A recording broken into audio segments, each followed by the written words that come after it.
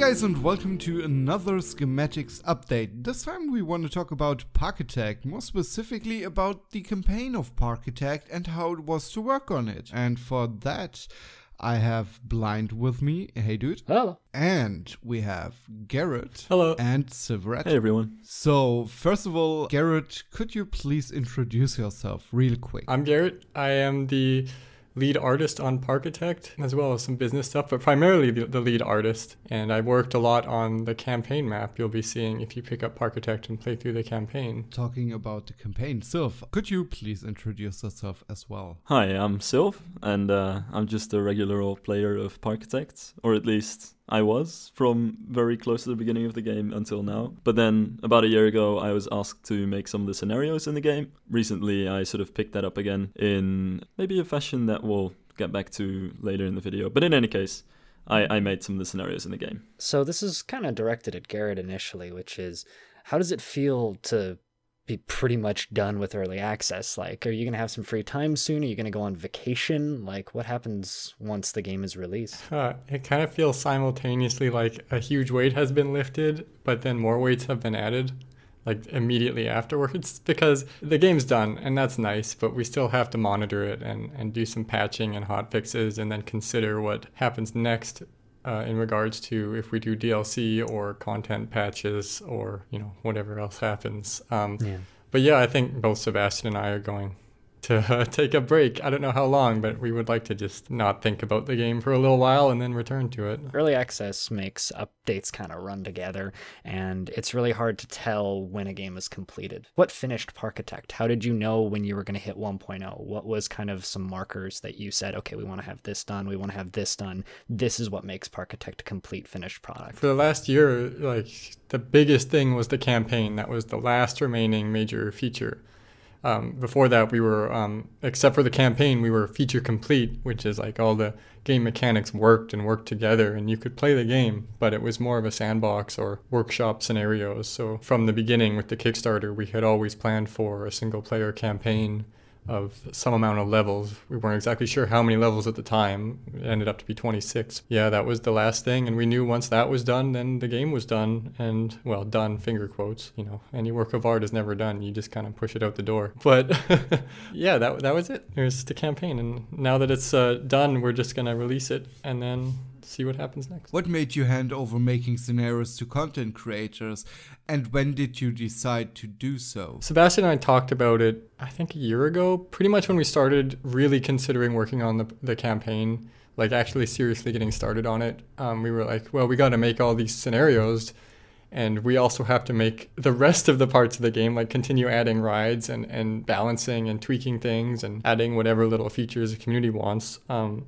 So we figured out really early on that we're not going to be able to do this ourselves because we'll run out of time and it'll take another year. And also, I think both of us will admit that we're not the greatest builders, even though we made the game. We just kind of play it and like, okay, it works. Let's see what other people do with it. So we figured we would get people like Sylv, and we had another person named Josh who did some of the other campaigns. I'm not sure how many each of them did, but they both did a lot. It's not a small campaign. So yeah, we knew Sylv was very good at building and much better than us and had a proven track record. So we figured, hey, why not? Thank you. I actually opened the little file that I kept to sort of check all of the scenarios that I was working on, and I think I built 16 in total out of the 24, I believe. It was 26, but Sebastian did one. Right. So, Sylv, how did you get involved in the project? So Sebastian sent me a message, and I was like, all right, let's do it.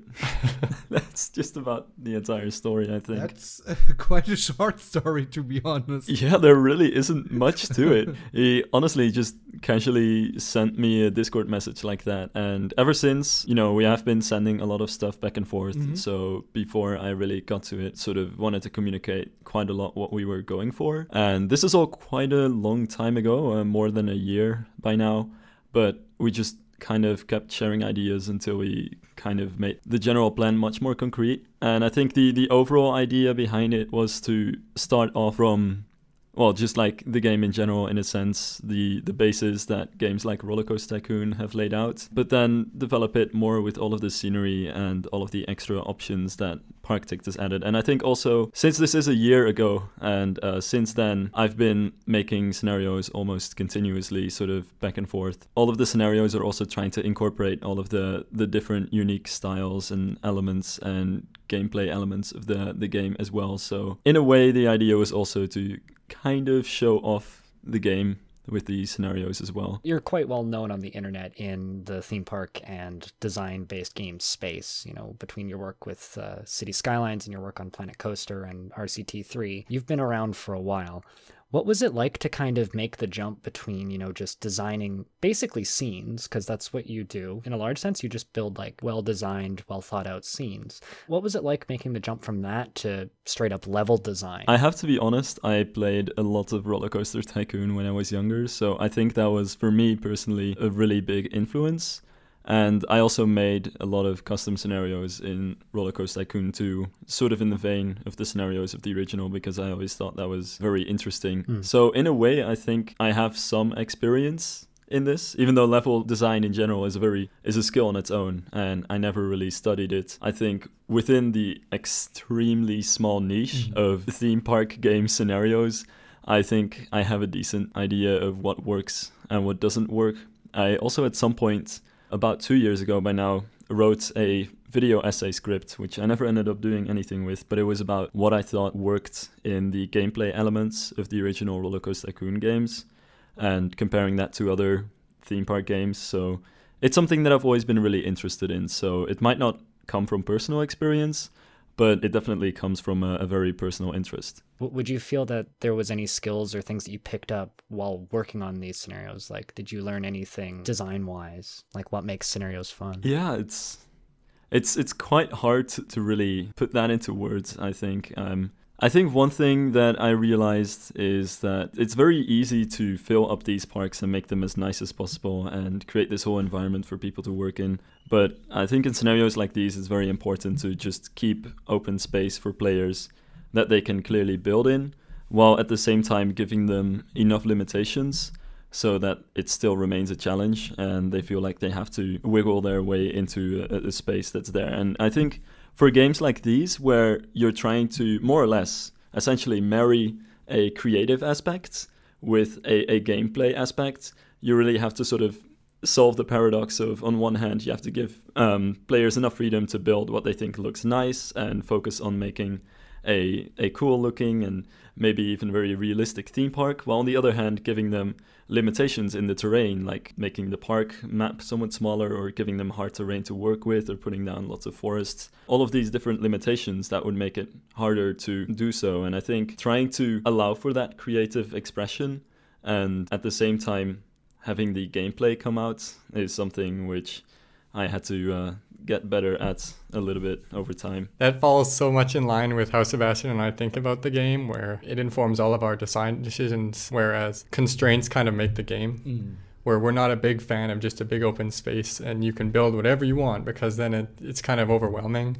Yeah. So Silverret's and Josh's scenarios are both quite good at giving you space to build, but also challenging you in a lot of ways creatively and design-wise. There might be a lot of hills you need to work around or some existing structures you can't mess with or need to hide or something like that, where that's really important to us, and it's kind of informed in a lot of aspects of the game, and it's why the track builder is kind of like piece by piece instead of the common curve-based system you see in a lot of games right now, is because I think constraints and I'm kind of missing my words here, but constraints go a long ways in actually helping creativity and giving you ideas than just empty space and free form building. The way I've always kind of thought about games like this is it's like a self-designed puzzle. Yeah. I always thought from very early on that the track building and I guess a lot of the park building in general is like a big puzzle where you're trying to fit it all together into a small space or even a large space if you're trying to, the tracks are not easy to complete, and that's kind of somewhat intentional. Some people have a really hard time with it, and that's not fun, but we didn't want it to make it too easy, where it would just like you could just make spaghetti and it would work. we wanted you to have to put thought into it and try to make a decent coaster that would fit in real life. Actually, I have to say, I do really like the coaster builder. I don't want to, trying to say this just because Garrett's in the call here, but I really like the combination between, on one hand, you get that sort of puzzle solving experience which you have with the classic theme park game, while at the same time I think it's smooth and realistic enough to build some realistic and believable layouts, whereas if you look back to Roller Coaster Tycoon games, the coasters are, honestly, they don't look very good. It's very much fun and it's a puzzle, but it doesn't look anywhere near realistic. I think some of them did, and I think it depends on the ride, but for me, and this is a bit more forward in time, but like I have a really hard time with curve-based track editors in making anything realistic. It just ends up like spaghetti and nonsense. It's too freeform. I like the game informing me that it can't do something, or that I should be banking here, or that this piece should be shaped a little differently. So, I guess you could see that in the game.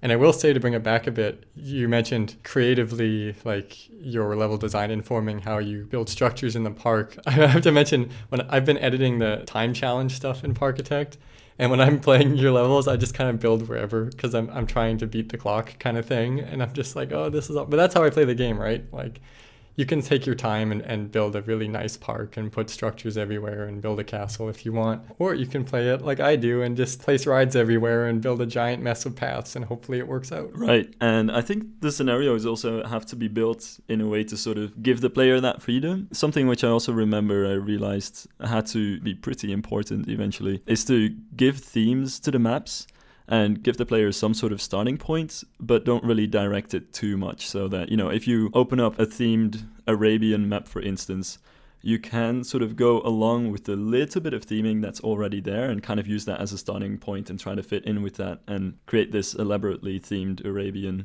park. But on the other hand, it's not so themed that if you build a very generic park and just kind of try to build rides as quickly as possible and make it very profitable, that it's not going to look out of place. And when I say that I took inspiration from Roller Coaster Tycoon, what I also forgot to mention is that in some ways it's kind of inverse inspiration, in that I have a bone to pick with the scenarios of Roller Coaster Tycoon 2. I really don't like most of them.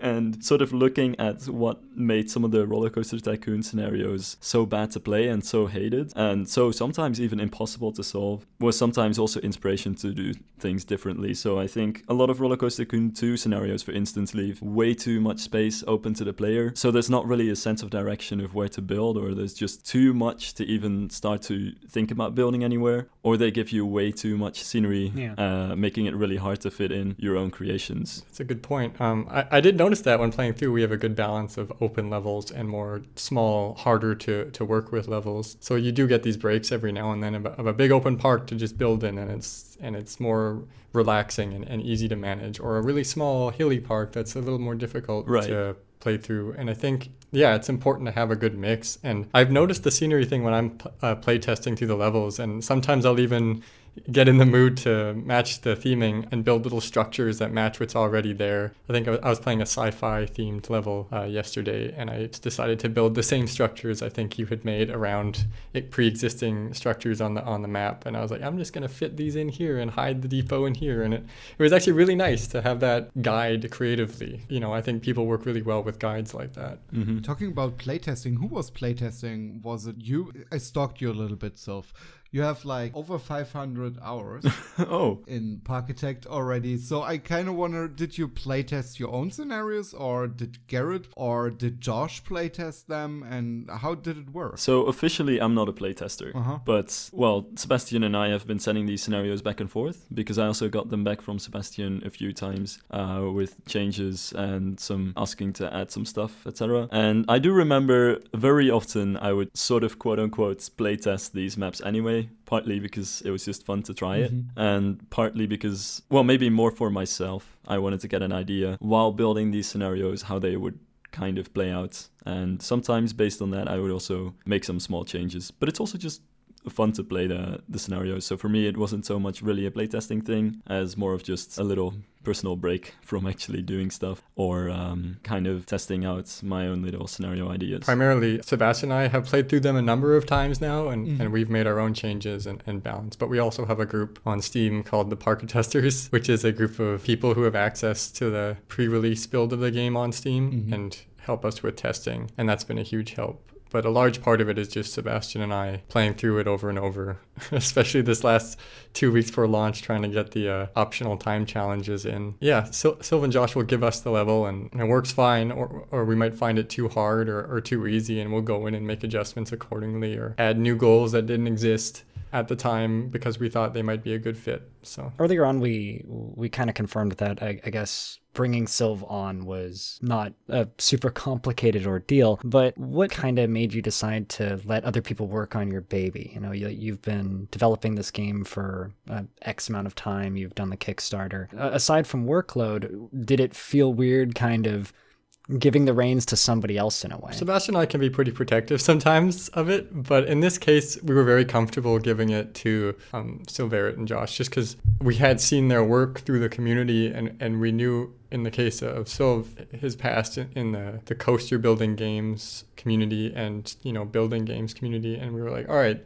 this just makes a lot of sense. So of course we're gonna just do this, because why wouldn't we? I mean, the biggest part was workload, but we totally trusted them to do interesting things. And I mean, if it didn't work out, it didn't work out. But I don't think there was a very high chance of it not working out. I think it's also worth, even though he's not here, to give an extra shout out to Josh. Maybe link his Steam page down here, because even outside of the scenarios that have been added into the game officially, he just puts his scenarios in the workshop as well and makes lots of good stuff. Yeah, those are the early versions, and some of them actually are in the game as official campaign maps, but they're a little different. Oh, really? Like, they're edited and the goals are different, and not all of them made it. We kind of got a big list from him and we had to cut a few. Like an unofficial expansion pack. Yeah. I kind of wonder, how did you decide which scenario will make it into the game and which won't?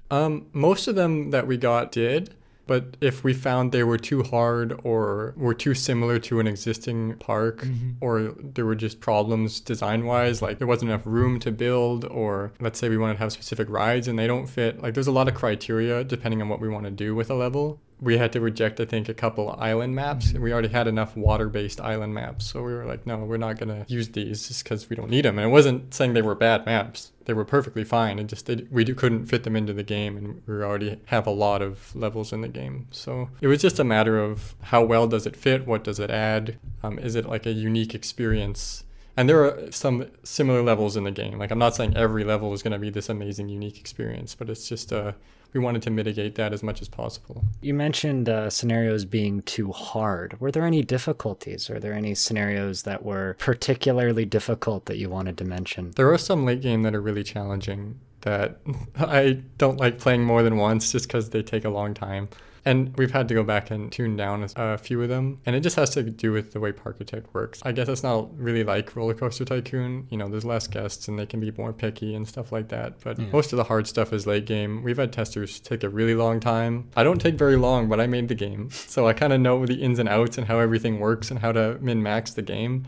So when I'm setting time challenges on these, that's kind of what I'm looking for. I'm like, all right, these time challenges are optional, but if you want 100% the game, you have to do them. And the time challenges sort of become hard mode in that aspect where you have to kind of min-max the game. Speedruns? Yeah. So like some of them are like beat the game by December year 1, which in some levels is really hard to do, but that's kind of the point, is we wanted the time challenges to be there for kind of replayability, or if you're really good, you could do them in one go. To move on, you don't have to do them. So just to kind of go back to the hard levels, it's just like, it depends on the level. Is it the environment that makes it hard? Is it the goals that make it hard? Are the guests too picky about what they want in a ride? Is the price set up, like, let's say you can't charge for entrance tickets?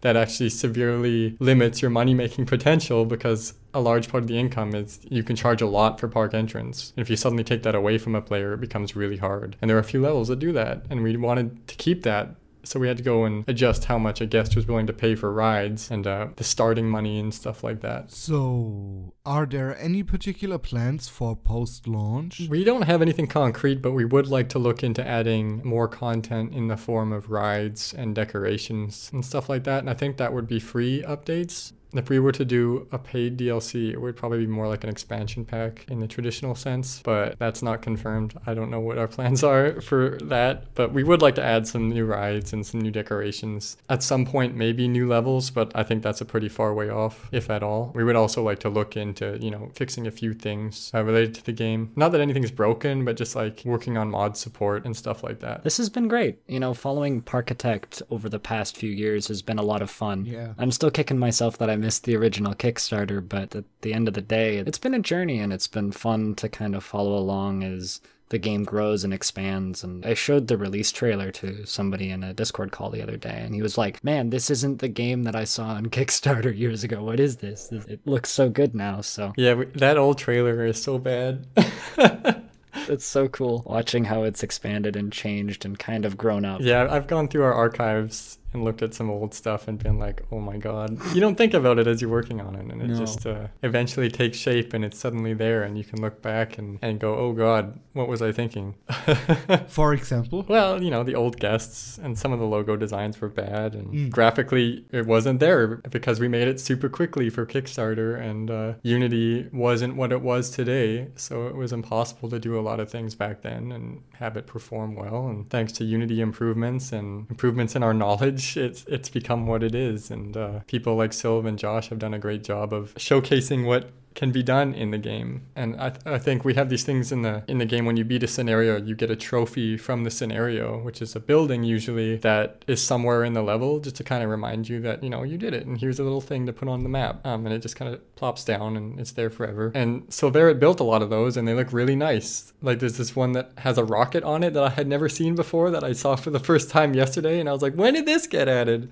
It's, you know, I guess not super recently, but I just hadn't played that level before. So, you know, I just got to see it and add it to the world map. And they do a great job of showcasing what can be done, because we let people get pretty free form with the building objects. There's not a lot of collision problems and stuff there. I was actually really happy to get that request from Garret, because anybody who knows me knows how much I love weenies. And the goal here was basically to make a weenie for all the scenarios. So yeah, it was pretty cool. Yeah, you know, to kind of talk about the trophies, it's we wanted a way to show that you had beat the level other than, you know, the little dot on the map changes color. So we thought, well, why don't we just give them a trophy? And originally the trophy was just going to be a trophy that changed colors based on how well you did. Sebastian messed with this idea of using structures from the map, exporting them and kind of putting them back into the map. And that worked really well, and we thought it looked pretty cool and kind of made the map feel more alive and kind of brought a part of the scenario into this world map. And you know, it felt like a neat little reward, but initially we didn't have a little structure in every level, so we had to go back and ask mostly you, Sylv, to add structures to every level that didn't have a structure, because we needed trophies. So like the last level, for example, didn't have a trophy, so Sylv had to build one. And this science fiction map had buildings, but they were kind of, you know, like warehouses, and so Sylv added this thing in the center of the map that's kind of like a rocket with some stuff around it, and it looks really cool. And you know, there's some other stuff in there. Sometimes they're just like a nice building, other times they're like a weird science fiction structure. And I've tried to relate what happens in the scenario to the world map. It's not one-to-one because it's like a weird cartoon exaggeration, but like the desert is in a desert. All the desert maps are in a desert kind of thing. There's a canyon for this level that takes place in a canyon, and the Asian themed map, because, you know, that's, I guess, the Silverret tradition is an Asian themed level, as there's two of them, and so they exist in their own little area. And it's really nice that Gabby made us some Sakura trees pretty much specifically for that. So yeah, I was originally only going to make a one Asian level, and then the Sakura tree was added into the game. And actually, I guess this harks back to my earlier point when, you know, while I was working on the scenarios, new stuff got added into the game. So very often it was like, oh, there's this cool new feature. And, you know, I just figured it'd be pretty cool to sort of incorporate that into something. So when the Sakura tree was added, I couldn't stop myself from making a Japanese garden scenario. They're some of the prettiest levels, I will say. I think it's called Sakura Gardens. Yeah, I think so. Hold on. I've got the file in here. I think it might be that. Yeah, it's Sakura Gardens. Yeah, it has this really nice garden with a bridge, and there's a pond. It's really nice. They're like really pretty, serene levels, and then you just build theme park rides everywhere and ruin the serenity of it. But there's some interesting themes, I think, as well with it, because actually, I don't want to spoil too much, but there's lots of ways in which the goals and the restrictions of the scenarios kind of work in tandem with the design. So for that one, for instance, the scenario more or less states it's sort of protected. Yeah. So you're not always allowed to destroy everything. So a lot of the original scenery will be unremovable for reasons of not, destroying the entire heritage. So when I played that one, I built a scenic monorail over the top of that garden. Oh, that's super cool. I was like, if I can't go through it, I'm going over it, and built these supports everywhere. That's cool, though. It's going to be fun to see how people play these levels differently, and I hope some people take the time to decorate them and play them like sandbox levels, and then do the time goals later. There's a lot of fun themes going on that I wouldn't think of. And I think the buildings that you made do a good job of showing how you can use different themes to good effect. And sometimes you have to research different themes, but we've tried to kind of include parts for certain levels that make sense. So I hope people do take the time and build stuff. But if they just want to slap rides down and win the level, that's fine too. We tried to accommodate everybody. Because that's how I play, but I do sometimes like to build stuff. It's going to be fun to see screenshots pop up once the game is out. Yeah. See how everybody's beating every level. I'm extremely worried that the game's too hard. And that's just because I don't have like a good view of what the game is because I made it. And so I'm not saying it actually is too hard. I'm saying I'm worried it's too hard because I can't be objective about it. I'm sure we'll figure that out pretty quickly. We might have to patch it. I don't know. But we'll see. We've tried to make it playable, at least. I think we're kind of coming to a close here. So here's kind of an opportunity for Garret, if you could shout out where people can find you and your work and go buy Parkitect, and Silv, if you could shout out your YouTube channel as much as you hate doing that would be fantastic. Well, you can find Parkitect on Twitter at @ParkitectGame, or on the web at themeparkitect.com, and of course Steam and GOG and Humble. And you can follow me personally at Garret Randell on Twitter. There's a link to it in Parkitect's Twitter, or Sebastian, which is at @Sevioff_. And we made the game. I hope you enjoy it. Yeah, I guess you guys really know me now. I'm not too good at these things, but so you can find me on YouTube under the name Silverret. You could follow me on Twitter though, but yeah, I'm mostly on YouTube. Also, maybe I should say what I actually do. Great. I make videos of Planet Coaster and City Skylines and Parkitect and any other creative game that I come across. So anything that's creative and related to urbanism or theme parks or anything along those lines, that's my stuff. Right, so I guess it's on me now to take us out. First of all, I want to thank Garret and Silverret for joining and talking about Parkitect with us, and give us a little bit of an insight how it was to work on the game for the last couple of years. Then I want to thank you guys out there for watching this video. If you want to play Parkitect and still don't own a copy, lucky you, because we are giving away one free copy of Parkitect. All you gotta do is let us know in the comment section why you think you deserve to win this copy. We will pick the winner on release day, so you can start fresh with the campaign, just like everyone else, but saved a little bit of money. If you enjoyed this video, smash the hit button. If you really enjoyed this video, you may want to consider heading over to Ko-fi to buy our editor Ad a coffee, because he's currently in a theme park and I just heard somebody deleted the pathway in front of him, and you know how these people are, they can't find a way back home, so he needs money to build a new pathway to come back here into Blind's basement and edit videos to come in the future. So thanks a lot for watching again. See you next time. Bye. Bye. Bye guys.